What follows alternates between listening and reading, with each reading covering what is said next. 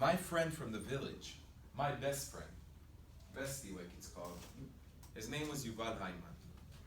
We grew up in Efrat.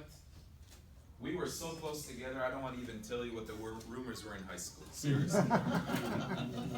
Everything together. We were counselors in Bnei Akiva together. We traveled every single place in the land of Israel together. Our bar mitzvahs were separate. I was Parashat Ba'alotcha, he was Koach, which was almost together. We were the two kids who were born in Sivan, so all through, kindergarten. All through kindergarten, we would have our birthdays together. When he had a girlfriend, we became like three people because we didn't want it to break us up. Every single thing. He was the first person I would talk to in the Shat Tash, in the hour that I would have in the evening in basic training. The David and Yonatan, people like to call us. So as I leave Gaza, my commander calls me to the side. And he says to me, Matan, we didn't want to tell you inside. And I said to him, Shmuel, al mata medaber, what are you talking about? So he said, did you hear about the incident that happened in Kibbutz Niram? I said, לא, מה זה קשור עכשיו? What's that connected now? There's so many incidents. We have 7 soldiers who were killed. Our brigade is totally collapsed. What are you talking about? He says there was an officer there with 2 of his soldiers who stopped 12 terrorists coming out of a tunnel who were already on their way to Kibbutz Niram. I said to him, all right. He said, I regret to tell you, but the soldier who was with that commander was Yuval. Yuval got killed. We didn't want to tell you that inside. He was buried a few days ago. So I'm on the Gaza border. And the only thing I remember is darkness. I couldn't imagine what just happened to my life. Anybody who's read the Greek books like the Iliad or the Odyssey, what happens to the character there where he loses the most basic things that defined him. What is this what was promised us when they told us we need to be patriots? I knew that people die in wars, but I didn't know that even Yuvals die in wars. It was a moment that broke me and shattered me in ways that I can't even describe. What would it mean to return back to my town and walk on the mountains that we walked together, but walk alone? What will it mean to hug his girlfriend, who they were together for 4 years and he told me that he wants to marry her? What about all our dreams to travel together to the Far East and to China and to go on every single mountain like we did in Bulgaria? And when we get to the top of the mountain, we'll always raise an Israeli flag, and then one day we'll have in our room pictures from all kinds of places in the world with an Israeli flag in the top. So then a week goes by,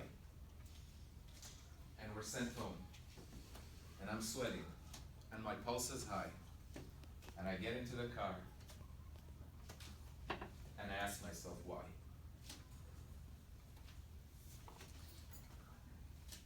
The answers aren't simple, but all I can tell you is that now I'm talking from the bottom of my heart and from the most real place that any person can talk to.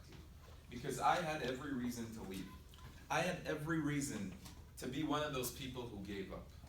But I realized that what began in Israel 70 years ago, as crazy as it sounds, is the most important mission that my generation of Israelis need to take upon ourselves.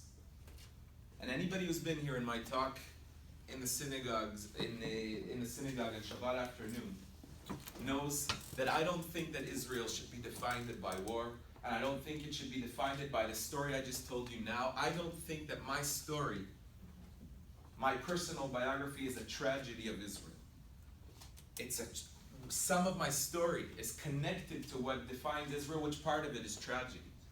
But the life that I lived with Yuval was the most beautiful one. The fact that for the first time in the history of the Jewish people, there actually isn't an existential threat. There actually is life in Israel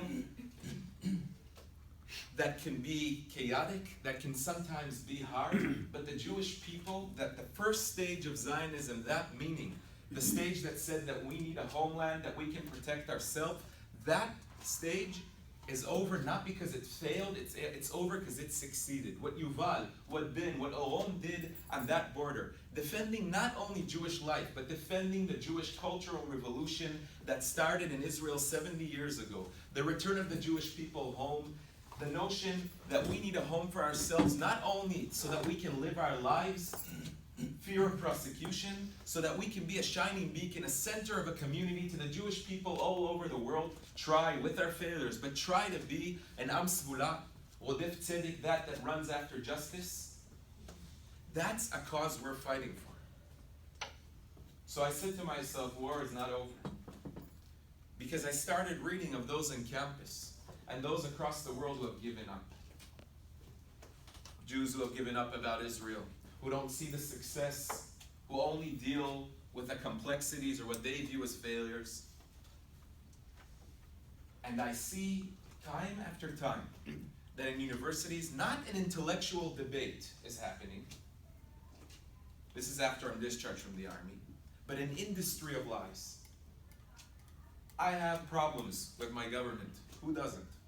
There's rumors that even in America there's. I don't know. I haven't yet. I'm not sure about it, but I've heard something about it.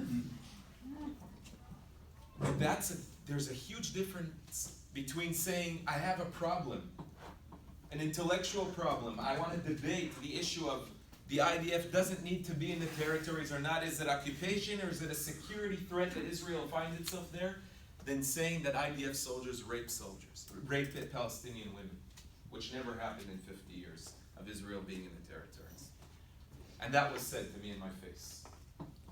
There's a difference between saying that the Israel conflict with its neighbors is a cause for conflicts across the world. I think that's ridiculous. Someone thinks that's true.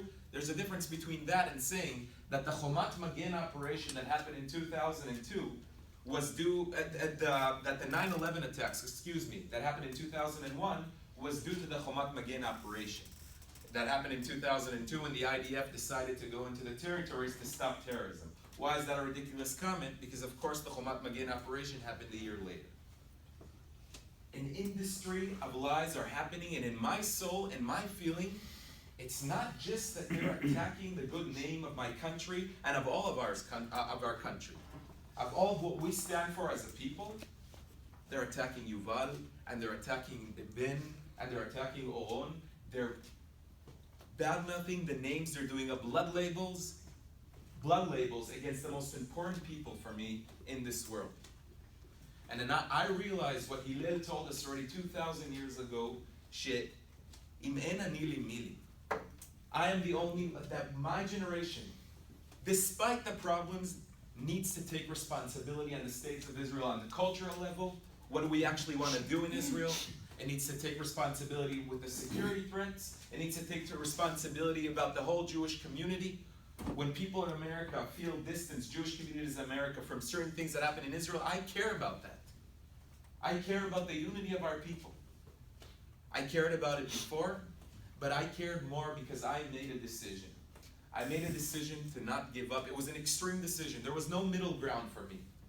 It was either, after that question of why, to say the answer is there was no reason, or the answer is I need to continue with the same passion. And that's the decision I made. And I want you to view what I'm talking about today, and the fact that I'm going in American campuses all over. I'm not actually scared of the BDS. I'm not in the shtetl in the 19th century. I have a strong, vibrant, democratic republic, the state of Israel, with a strong Jewish community in America supporting it.